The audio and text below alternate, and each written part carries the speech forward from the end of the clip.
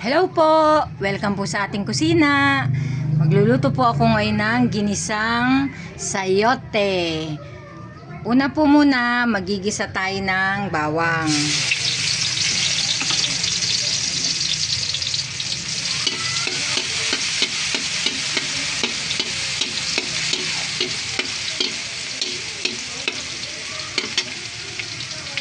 Pagkatapos, isunod na natin ng sibuyas.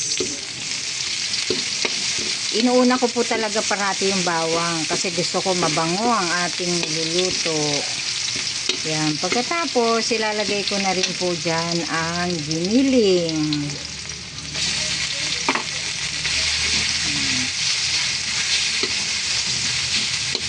Lagyan po natin ng konting asin.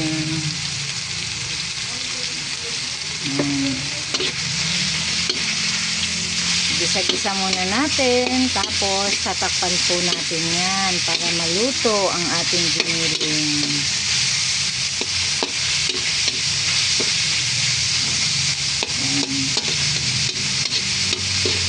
Tatakpan ko po muna yan. Ngayon po, pagluto na ang ating giniling, pwede na po natin ilagay ang hiniwa nating sayote. Hiniwa ko po siya ng pahaba para maiba naman po ang itsura niya. Pampaakit na rin po sa mga mamimili. Titimplahan ko na po yan ng paminta. Lalagyan ko na rin po yan ng pampalasa. Sandali lang po kasi maluto ang gulay kaya titimplahan ko na siya. At lalagyan ko rin yan ng konting patis. Yan.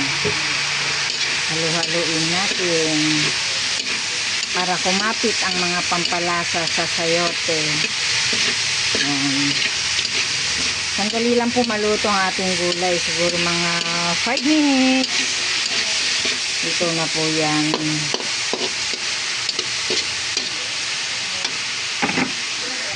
Lagyan lang po natin yan ng konting tubig para may sabaw tayo, konti.